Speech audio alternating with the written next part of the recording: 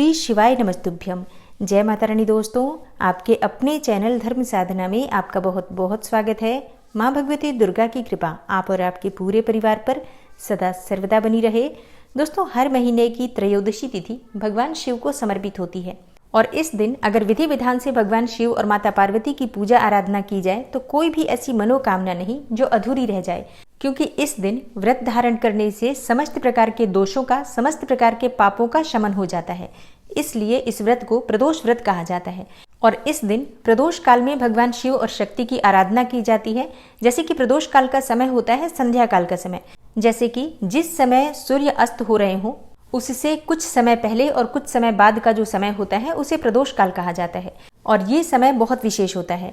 शास्त्रों के अनुसार प्रदोष काल की पूजा आराधना से भगवान शिव इतने अधिक प्रसन्न हो जाते हैं कि मन वांछित फल की प्राप्ति हो जाती है। मतलब आप जिस भी मनोकामना से पूजा कर रहे हैं तो पूजा करने मात्र से ही आपकी समस्त मनोकामनाएं पूर्ण हो जाती है। जैसे कि बहुत से भक्त व्रत भी धारण करते हैं, तो जो भक्त व्रत करते हैं अत्यंत ही श्रेष्ठ है, लेकिन जो भक्त व्रत नहीं कर पाते हैं वो भी अगर आज के दिन संध्या काल में, प्रदोष काल में भगवान शिव और शक्ति की आराधना करते हैं तो निश्चित ही उनके जीवन की बड़ी से बड़ी समस्या का समाधान हो जाता है।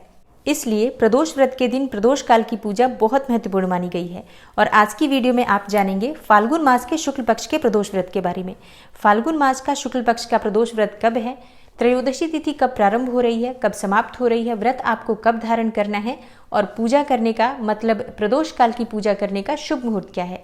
आज के दिन आपको किन नियमों का पालन करना चाहिए, अगर आप व्रत करते हैं तो व्रत में क्या खाना चाहिए, क्या नहीं खाना चाहिए और प्रदोष व्रत का पारण कब करना चाहिए, किस प्रकार से करना चाहिए, किन बातों का ध्यान प्रदोष व्रत के पारण में आपको रखना चाहिए, पूजा किस प्रकार से आज के दिन भगवान शिव की करें, माता पार्वती की करें, जिससे कि इस व्रत का या पूजा का संपूर्ण फल हमें प्राप्त हो और जिस भी मनोकामना से आप व्रत धारण करके पूजा कर रहे हैं या बिना व्रत किए पूजा कर रहे हैं आपकी वो मनोकामना पूर्ण हो, इसके लिए आज विशेष क्या करना चाहिए, ये संपूर्ण जानकारी आपको आज की वीडियो में मैं शेयर करने वाली हूँ। तो वीडियो को पूरा जरूर देखिए और अगर आपको आज की वीडियो अच्छी लगे तो इसे लाइक भी जरूर कीजिए, क्योंकि आपके लाइक्स, आपके कमेंट्स मेरे लिए बहुत महत्वपूर्ण होते हैं। ये एकमात्र जरिया है जिनसे मुझे पता चलता है कि आपको ये वीडियो अच्छी लगती है और आपके लिए ये वीडियो उपयोगी है। तो अगर वीडियो अच्छी लगती है तो लाइक तो जरूर ही किया करें। इसके साथ ही कमेंट बॉक्स में माता रानी के नाम का जयकारा भी जरूर लगाएं, इससे आपको सकारात्मक ऊर्जा की प्राप्ति होती है। और अगर आपका कोई भी सुझाव हो, कोई भी प्रश्न हो या कोई भी विशेष वीडियो देखना चाहते हैं तो उसके लिए भी कमेंट बॉक्स में जरूर लिखें। चैनल पर पहली बार आए हैं, अगर अभी तक आपने चैनल को सब्सक्राइब नहीं किया है तो आज की वीडियो अगर आपको अच्छी लगे तो चैनल को सब्सक्राइब जरूर कर लीजिए और बेल बटन को भी प्रेस कर लीजिए। तो इससे ये होगा कि इस चैनल पर जो नई वीडियो अपलोड होंगी उनकी नोटिफिकेशन आपको सही समय पर प्राप्त होगी। दोस्तों, बात करें त्रयोदशी व्रत के बारे में, लेकिन उससे पहले अगर आप एकादशी का व्रत करते हैं तो एकादशी व्रत की पूजा विधि, उपाय और व्रत की कथा की वीडियो चैनल पर अपलोड है। अगर आपने उसे नहीं देखा है अभी तक तो जरूर देख लीजिए। तो सबसे पहले जानते हैं कि त्रयोदशी तिथि कब प्रारंभ हो रही है, कब समाप्त हो रही है और व्रत आपको कब धारण करना है। देखिए, त्रयोदशी तिथि प्रारंभ हो जाएगी 4 मार्च को सुबह 11:43 पर और त्रयोदशी तिथि के समाप्त होने का समय है 5 मार्च को, यानी कि शनिवार के दिन दोपहर में 2:07 पर। तो व्रत हमें कब धारण करना है, तो देखिए, प्रदोष व्रत में संध्या काल की पूजा बहुत महत्वपूर्ण होती है और जिस दिन त्रयोदशी तिथि संध्या काल में यानी कि प्रदोष काल में व्याप्त होती है उसी दिन प्रदोष का व्रत धारण किया जाता है। तो ऐसे में 4 मार्च 2023 यानी कि शनिवार के दिन प्रदोष का व्रत रखा जाएगा। और जैसे कि आप सभी जानते हैं, जब भी शनि प्रदोष आता है तो ये बहुत महत्वपूर्ण होता है किसी भी प्रकार की आपकी परेशानी को दूर करने के लिए, विशेषकर उन लोगों के लिए जो लोग शनि की 7.5 से परेशान हैं, शनि की ढैया से परेशान हैं, शनि के गोचर की वजह से उनके जीवन में परेशानियां बनी हुई हैं। तो ऐसे में शनि दोषों से मुक्ति पाने के लिए तो शनि प्रदोष का व्रत बहुत महत्वपूर्ण होता है। अब जरूरी नहीं है कि आप व्रत धारण करेंगे, जैसे मैंने आपको शुरू में ही बताया, बिना व्रत किए भी प्रदोष काल में भगवान शिव और शक्ति की आराधना जरूर कीजिए। और हाँ, जिन दंपतियों को संतान प्राप्ति की कामना है, विशेषकर ऐसे दंपति जो कि पुत्र संतति की कामना रखते हैं, उन्हें आज के दिन भगवान शिव और शक्ति की आराधना विधि विधान से जरूर करना चाहिए। प्रयास करें कि पति पत्नी दोनों मिलकर पूजा आराधना करें।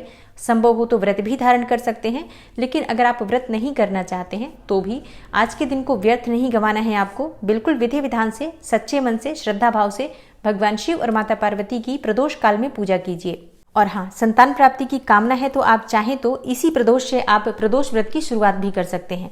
फिर इसके बाद आप हर महीने में जो भी प्रदोष आता है, जिस भी दिन प्रदोष आता है उस दिन आपको व्रत धारण करना होता है। और हाँ, शनि प्रदोष है तो अगर आप आर्थिक रूप से परेशान हैं, कर्ज से परेशान हैं, लंबी बीमारी से परेशान हैं, कोई ऐसी बीमारी जो कि बहुत समय से आप परेशानी में है लेकिन बीमारी समाप्त नहीं हो रही है, दवाइयां आपको नहीं लगती हैं, तो शनि प्रदोष के दिन विधि विधान से भगवान शिव और माता पार्वती की पूजा आराधना आपको जरूर करनी चाहिए। तो देखिए, मनोकामना कोई भी हो सकती है आपकी और कोई भी परेशानी हो सकती है। प्रदोष व्रत के दिन सिर्फ संध्या काल में, प्रदोष काल में भगवान शिव और शक्ति की आराधना कर लेने मात्र से ही सभी प्रकार की समस्याओं का, सभी प्रकार की परेशानियों का समापन हो जाता है।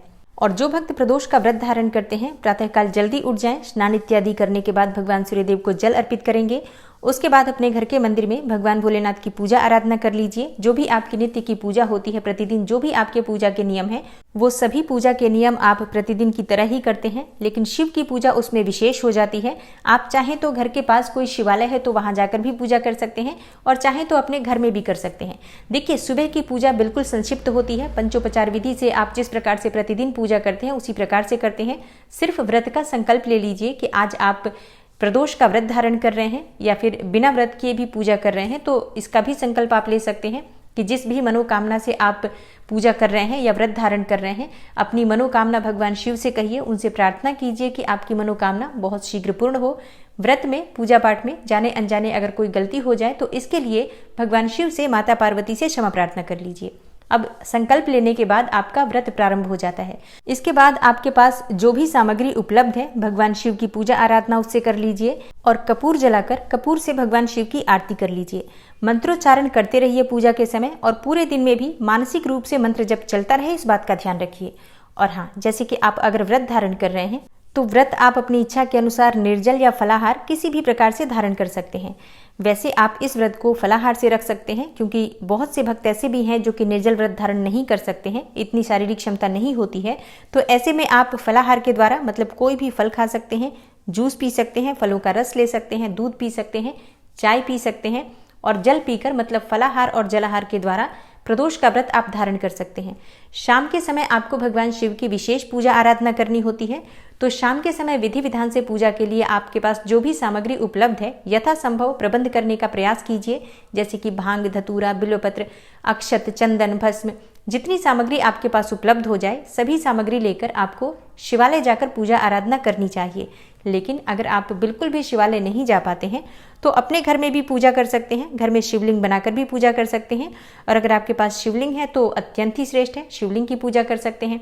अब मान लीजिए कि आपके पास शिवलिंग है भी नहीं और आपको मंदिर भी जाना संभव ना हो, तो ऐसे में अगर आपके पास भगवान शिव और माता पार्वती की फोटो है तो आप फोटो से भी पूजा कर सकते हैं, कोई समस्या नहीं है। विधि विधान से और सच्चे मन से अगर हम अपनी शक्ति सामर्थ्य के अनुसार कहीं भी पूजा आराधना करते हैं, किसी भी स्वरूप में भगवान शिव की पूजा करते हैं, तो हमें हमारी पूजा का संपूर्ण फल प्राप्त होता है। इसलिए बिना किसी संशय के पूजा आराधना कीजिए। सबसे पहले भगवान शिव का जलाभिषेक करना चाहिए, फिर उसके बाद आप जो भी सामग्री आपके पास उपलब्ध है उनसे श्रृंगार कर लीजिए। अब जैसे कि बहुत से भक्तों के प्रश्न आते हैं कि जलाभिषेक किस चीज से करें, देखिए आप शुद्ध जल से भी कर सकते हैं, जल में थोड़े से काले तिल मिलाकर भी कर सकते हैं, गंगा जल से भी कर सकते हैं, पंचामृत से भी कर सकते हैं, दूध से भी कर सकते हैं, या फिर आप चाहें तो गन्ने के रस से भी कर सकते हैं। देखिए, शिव का अभिषेक बहुत आवश्यक होता है। अपनी इच्छा के अनुसार, अपनी मनोकामना के अनुसार आप शिवलिंग का अभिषेक कर सकते हैं। लेकिन क्योंकि इस बार शनि प्रदोष का दुर्लभ और बहुत ही शुभ संयोग हमें प्राप्त हो रहा है, तो इस दिन अगर आप एक पात्र में थोड़ा सा कच्चा दूध, थोड़ा सा जल, मतलब जल से उस पात्र को भर लीजिए, थोड़े से काले तिल डाल दीजिए, थोड़े से अक्षत डाल दीजिए और इस जल से अगर आप शिवलिंग का अभिषेक करते हैं तो आपके मन की समस्त कामनाएं भी पूर्ण होती हैं, शनि दोषों से भी मुक्ति मिलती है और कोई भी परेशानी आपके जीवन की हो निश्चित ही वो समाप्त होती है। और अब बात करते हैं प्रदोष काल की पूजा के शुभ मुहूर्त के बारे में। तो प्रदोष काल की पूजा का शुभ मुहूर्त है 4 मार्च को शाम 6 बजे से रात्रि 8:30 तक। और अब बात करते हैं कि पारण कब करना चाहिए। तो देखिए, बहुत से भक्त शाम को भगवान शिव की पूजा करने के बाद व्रत खोल लेते हैं, जो प्रसाद भगवान को अर्पित करते हैं उसी प्रसाद को खाकर अपना व्रत खोल लेते हैं। और कई भक्त हैं जो प्रदोष का व्रत अगले दिन खोलते हैं, यानी कि पूरे दिन रात्रि का व्रत धारण करते हैं, शाम को भी फलाहार ही करते हैं और अगले दिन सुबह स्नान इत्यादि करने के बाद भगवान शिव की, माता पार्वती की पूजा आराधना करते हैं। उसके बाद शुद्ध और सात्विक भोजन ग्रहण करते हैं। तो जिस प्रकार से आपने व्रत शुरू किया है, मतलब पहले से जिस प्रकार से आप व्रत करते आ रहे हैं उसी प्रकार से आपको आगे भी व्रत करना चाहिए। बार बार व्रत के नियम नहीं बदले जाते हैं। तो उम्मीद करती हूँ कि आज की वीडियो से आपको लाभ अवश्य होगा। अच्छी लगी हो वीडियो तो लाइक कीजिए, शेयर कीजिए और चैनल पर पहली बार आए हैं तो सब्सक्राइब करके बेल आइकन को जरूर प्रेस कर लीजिए। मिलती हूँ मैं आपसे अगली वीडियो में, तब तक के लिए नमस्कार।